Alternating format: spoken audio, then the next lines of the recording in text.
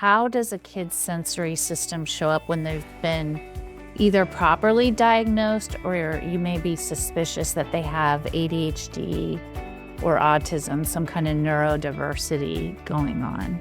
I've heard a quote, if you've met one kid with autism, you've met one kid with autism. And it's the same with ADHD. Everyone is so different that it just really depends on who they are. So many of the kids that I see have both ADHD and or autism. Many of them have sensory challenges, but it's like so individualized.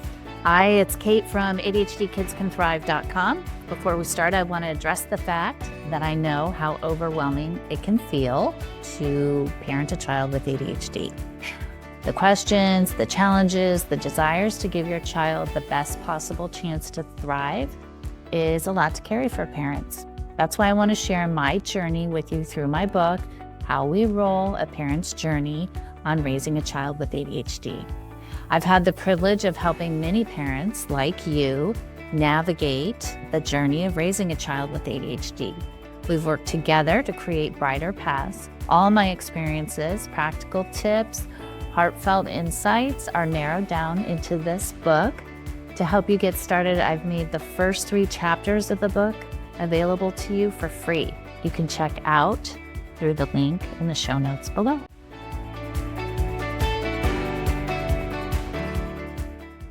Hi, it's Kate Brownfield from ADHDKidsCanThrive.com. I am your host of the ADHD Kids Can Thrive podcast. I'm also an ADHD parent coach and an author. Today, I am honored to be joined by Julie Abrams. She's an OT for neurodiverse children and an ADHD parent coach in the Colorado area. She joins me today to give us an education in understanding a child's sensory system, how it impacts them, and when to seek support. It's a pleasure to have her join us today. Please enjoy our conversation. Hi, Julie. Thank you for being here. Hi, thanks for having me. You're welcome. I'm looking forward to talking to you. All right, I've brought you onto the podcast today as our OT guru to inform us just from kind of a high level about what OT is and how it may help our children, especially when they have ADHD. So Great. So to start, I thought we should start with what is an OT? Yeah, And how can they help children who have ADHD and autism?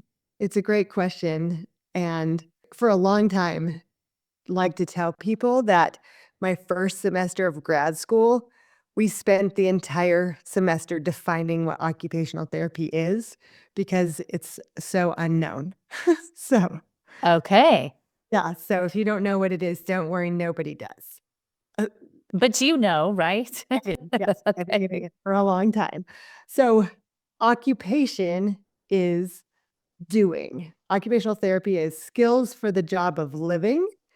And in the work that I do, working with kids' occupations are being a student, being a child, and being a friend. And as an OT, I work to support them to be able to be successful in those things and in those areas. So it's working on improving attention span, sometimes facilitating social skills, and even, with little ones on up, working on play skills as well. Okay, so can you say those 3 again? What is the occupation of children? That's amazing. So it's being a student. Being a friend and just being a child. The child's occupation is to be able to play, and it's really important for development. Okay, so an OT can help a child who may be struggling or one or all of those things. Yeah, and so that's kind of the general occupation. And then within those, as an OT, we look at how they're doing in their fine motor skills. So those are the skills that are using the smaller muscles, like writing, using silverware, those kind of things. And then we also look at gross motor skills, and those are the larger muscle groups. So are they able to access playground equipment, ride a bike, swim, whatever the case may be. And even are they able to sit upright in a chair? Because that is required to be able to pay attention. So I always say that as an OT, I look at fine motor skills, gross motor skills, and attention skills. Okay. Very interesting. Okay. So tell us a little bit about, just in general, what is a child's sensory system? All right. So I have a really great visual that I would love to share, and I can describe it as Okay. well. Pull it up. Okay. So in kindergarten, we learn about our outer senses. So those are things like smell, look, hear, touch, and taste. And we learn what those things are. As an occupational therapist whose focus is one sensory system, I really focus on the inner senses. And those are tactile, vestibular, and proprioception. And I'm going to tell you more about those. But in the graphic that I'm showing you, I have a pyramid. And the pyramid is the base is the foundation, and that's the central nervous system. Our eventual goal is to get to academic learning. So that's being a student. That's one of the child's occupations. And in order to do that, we have all of these things in the middle that are required to do our very best in academic learning. So our central nervous system has to be regulated, and we do that through these inner senses that I just mentioned, the tactile system, the vestibular system, and the proprioceptive system. And then we add on top of those outer senses, and then things like postural security, which means that you feel comfortable being upright using both sides of your body, and eye-hand coordination, being able to participate in your daily living skills, and it goes up from there to that academic learning. Wow. Okay. So I have a question. So Right. are these systems supposed to kind of be naturally falling into place by the time you're 5 years old? So you're ready for kindergarten? Ideally, yes. And it is a natural process for typical kids? Yes. Okay. And, this is a beautiful graphic, and it has everything nicely stacked. And as we know, humans do not develop in such a linear fashion, but there are foundational skills that are required in which to build other skills. So this is just a good starting point. Okay. So here's my question about, like, how does a kid's sensory system show up when they've been either properly diagnosed, or you may be suspicious that they have ADHD or autism, some kind of neurodiversity going on? Yeah, so I've heard a quote, if you've met one kid with autism, you've met one kid with autism. And it's the same with ADHD. Everyone is so different that it just really depends on who they are. So many of the kids that I see have both ADHD and or autism. Many of them have sensory challenges, but it's like so individualized. Okay. So you, as the expert, if somebody was seeking out OT, you would be able to, with your expertise, kind of figure out where these gaps are in their sensory system? Okay. And kind of start to build a foundation that builds upon that. And my ideal goal is to teach the parents and eventually the kid, depending on how the child is, to understand what their system is and what they need and what they can do for it to be better regulated. Yeah. Okay. All right. What are the flags that a parent would see Okay. in Let their me kid? let me explain each of the systems, and then I can tell you about the flags because I think that they go along with each one. Okay, great. I'm good. Okay, so we have the tactile system, which is your body's overall way of perceiving tactile information. So it could be like the clothes on your body, the tag in your shirt, standing in line to go, into the classroom. So those are all different things that your body, that the skin receptors are taking in. And many of us, right, put clothes on and habituate, which is we get used to those clothes and we don't even notice them anymore. And then we're able to learn and focus. But if your sensory system is misperceiving information and there's a tag in the back of your shirt that's so itchy that it's really bothering you, then all you're going to think about and focus on is that tag. And so we want to really work, if there are challenges in that tactile system, to desensitize it so that you can then move on to be able to learn. That's the eventual goal. And sometimes we see it with picky eating, and we can see it, there's with even other, sometimes it's hearing. That's a different system, and it kind of all goes together when we when we look at it, just what we're perceiving in our environment. Okay. Okay. So what's the next piece? So then we have vestibular input, which is our most basic sense. It's the balance sense. And it's the way that you move through space and the way that you perceive that. And it's also kind of really holds the foundation for everything, but it also helps us with being upright.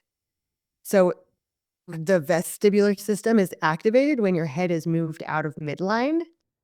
So swaying one Side to side. way or another, starting to crawl, walk. Those are all ways that we are using our vestibular system. And is your vestibular system like your core? It's Or it's it- deeper than that? yeah, it is, and it can be related. And what I was going to say is that's really what we start with these systems, is making sure that we have a strong core, because we have to be able to hold ourselves upright in order to move. And we need to be, move, sit, and eventually pay attention. Okay. And then we have the proprioceptive system, which is proprioception is your awareness of where you are in body and space. And it's the input is through the joints, muscles, ligaments, and tendons. And to me, it's the most powerful of the systems, because it can really be calming and organizing for the nervous system. So I use examples of people that I know of that wake up every morning and go for a run. That really sets your sensory system, because you're getting all of that proprioceptive input into your joints, muscles, ligaments, and tendons, which is very regulating. Okay. So I think that even those who don't have, what we call sensory issues or challenges, they understand, oh, running is my therapy, or, those kind of quotes that you might see around. And it makes a lot of sense when you really have a deep understanding of your sensory system. Okay. So you think of like kids too, probably riding their bikes to school Yes. or walking to school is Such a great way to start the day. start your day. Interesting. And we've really eliminated that in our society. I know. I think a lot about babies, because this is the foundation, right? Is I look back and I say, did your baby crawl? How old was your, child when they walked? And being able to look at all of the history gives me somewhat of an indication on what they've done and what I might need to go back to in order to make sure that the sensory system is the best that it can be. So my question is, if you work on your sensory system when you're younger, if you're seeing flags, which I think people listening probably can start to go, oh, my child's struggling with that aspect or this or whatever. Is it a fix? Like, can you build the sensory system, I guess, to be stronger and then it carries you forward for the rest of your life? I think there's a combination. So the whole theory stems from sensory integration, and it's the ability to process all of the information from the world and the environment to make sense of the world and to be organized. And so, yeah, there is a lot of plasticity, especially in those early years, but on up, where we can make really great change, where you can put clothes on and not notice that it's there, or have a tag in your shirt that's not sending off a fight or flight response because you're misperceiving it as a bug or something that's dangerous. Right. Yeah, we can definitely make change and kind of better integrate those neural responses. And at the same time, we can also learn accommodations and modifications that can help. So if we're not there quite yet, we could cut the tags out of our shirt. I use that one just because it's easy and it's very relatable. Yeah. Yeah. I like the one too, though. Can you explain a little bit more about kids not understanding how they fit into space, into Yes, their so own those space? kids that are clumsy, tripping over things, bumping into other people, or crashing into you or Yes. the Hyper. wall, or yes. So it's that constant need for input because they might feel like they don't know where they are or they want more. And so seeking of that input is telling us they need more. They need to better recognize where they are, or they need more input in general. And okay, would be the hyperactive boys or girls fit into that part of your sensory system? Okay. Yeah, and it's just really yeah, we call them sensory seekers. So they're really seeking a lot of input, and we often see that in the mouth as well. So, chewing is proprioceptive input, and that we can get in the mouth. So when you see kids who are like chewing on their shirts or on their sleeves or on their fingernails, that's also an indication that they might need more input, and you can do it in the mouth or in the body. Oh, fascinating. Okay. So, Okay. chewing on gum, Yeah. pen cap, right? Like there's a lot of the strap of your backpack. There's a lot of things you can chew on. And when I first started, we had to just be super creative with what we were going to give kids to chew on. And now you can go on Amazon or wherever and you can type in chewy necklaces and there's many to choose from. Just make sure that they're safe without additional Okay. And so if you do that, you're giving the kid you're relieving their sensory system, giving them or the input. helping them organize it by giving them input because and especially at school. So we've got, let's say, this hyperactive child who really needs to move.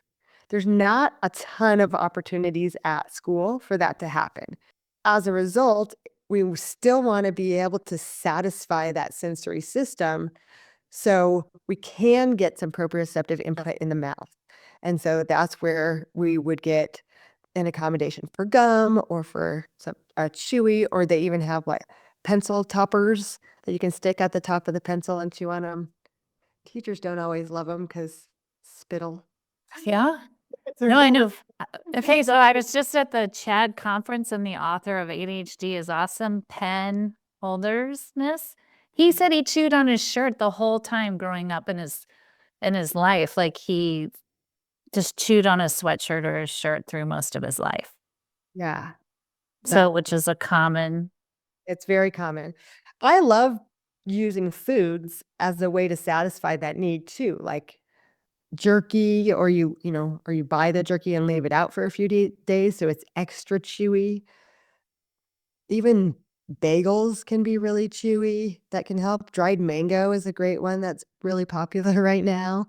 So you can also have accommodations for snacks if needed, and those could be good Oh, stuff. part of your snacks. Okay, to kind of feed your system. Very interesting. Okay, so listening to you, give us as parents of ADHD kids or neurodiverse kids here, Like, we've talked a little bit on the food. What are some other ways parents can nurture at home or from home their children's sensory system? That's a great question. I'm glad So you brought it up because I was like, oh, I want to get there now. So, what as OTs, what we do is we work with families to look at what the kid is seeking in frequency, intensity, and duration. And together we come up with what is called a sensory diet. And a sensory diet is not something that you eat, it's basically a routine that you use to nourish the body. So, what is going to satisfy the need of the kid that I am seeing to best help them be able to be calm, focused, and be able to learn? And of course, they're kids, right? So, we're not expecting that all of the time, but at school, there are, often high expectations. So it's good to have some ideas on things that you can do. Okay. And what would those things kind of look like? So we have two kind of general kids, right? We have the sensory seekers, which is what we talked about with that hyperactive kid who's really looking for a lot of input. And then we have sensory avoiders who don't want to move at all and are very hesitant. And then we often have kids who are a combination of both. But for the seekers tend to, you know, be a little bit more squeaky because they tend to be more disruptive. So I love the idea of, biking to school or walking to school or going for a run before school if possible. And if not, can we use food to satisfy that need, like drinking a smoothie through a straw or a milkshake or like a protein shake, something like that, so that you're getting some proprioceptive input into the mouth? I also will recommend, like, if families have a mini trampoline or even a Bosie ball, they could just jump on that for 10 minutes before going to school. Understand that the morning routine can be very challenging. Yes. Crunch time. Yeah. So is that realistic? Maybe. It just depends. Or even, just having a little extra weight in the backpack because that is proprioceptive input that's being put on the shoulders that can be regulating as well. Okay. It's a good strategy. And then what about the kids who are avoiding movement? How do you make them move? Well, depending on who they are, right? That's where the skill of OT comes in. Because I'm working with a little girl right now who's 3 years old, and she's very hesitant, and just through repetition and rapport and that feeling of success, she is climbing up a ladder, going down a slide, holding my hand, swinging on swings, all things she didn't do when she first started. And her mom was like, oh, she's never going to do these things. And I said, don't worry, I'll get her there. Fantastic. Really exciting. Jumping on the trampoline is really terrifying. And, She's doing it.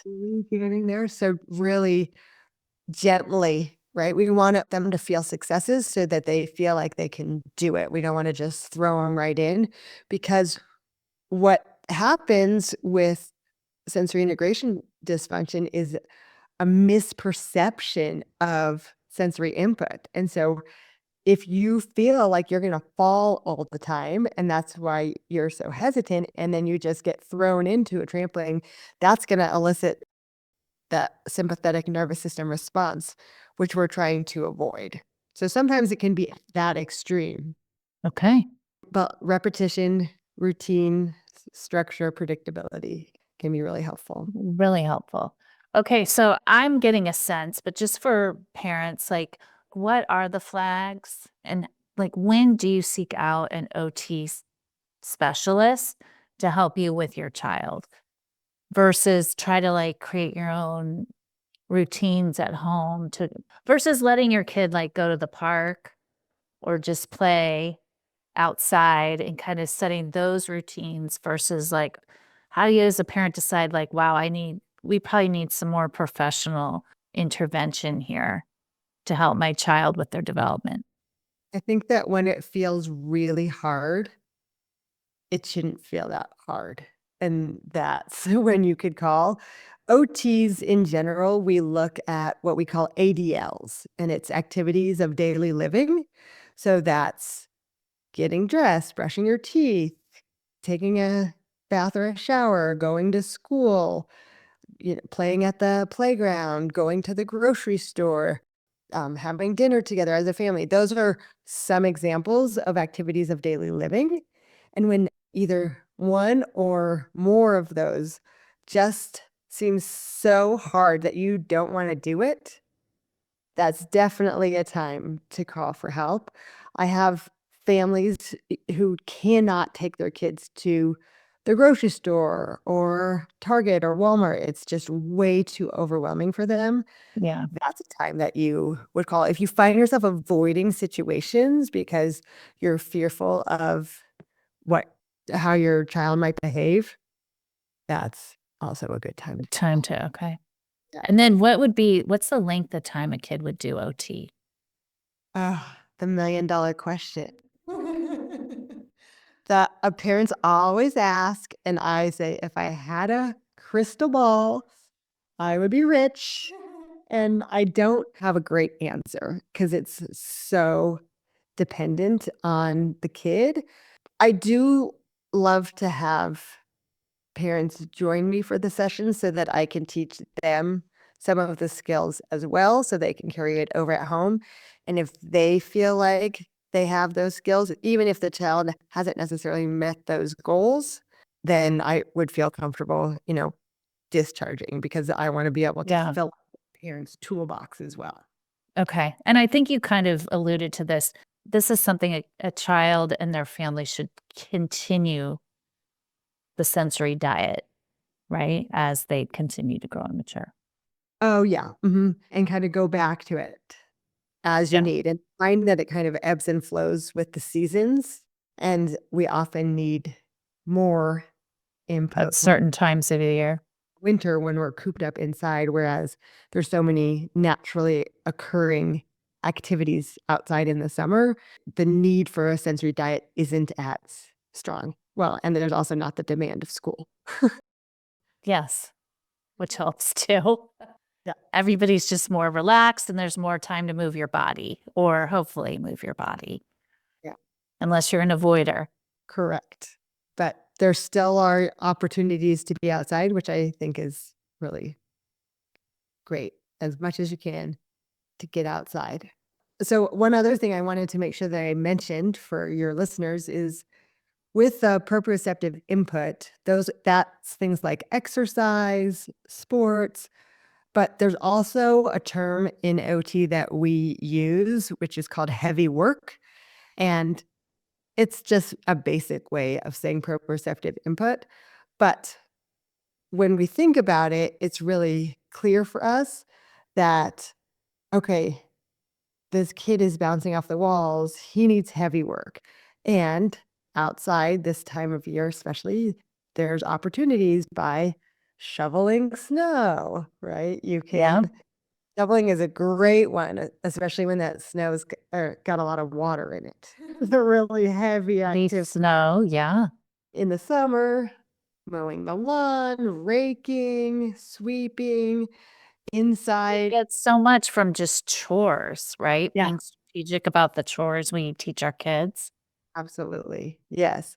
And that I was just going to say, that's things like helping to bring in the groceries or vacuuming, carrying laundry baskets. So these are all ways that you can kind of incorporate into your daily routine this heavy work.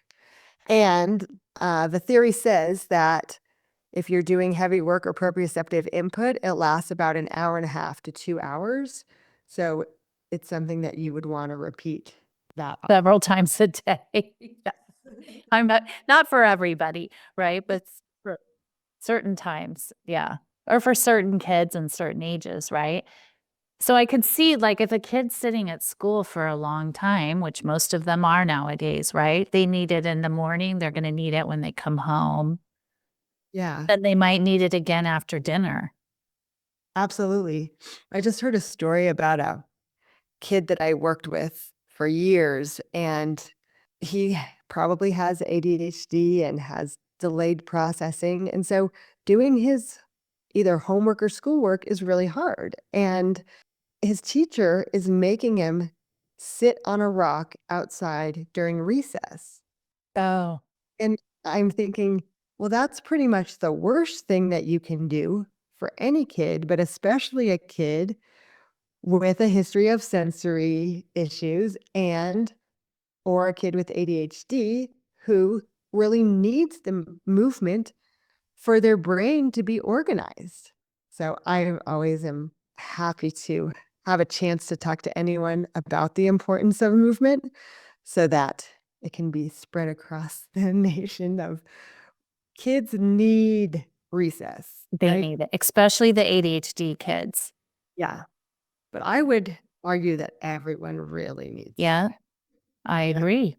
So And taking listening to you, though, it's, like, just so important. It's incredible that the school systems have even thought for a second that it's a way to be punitive to a kid.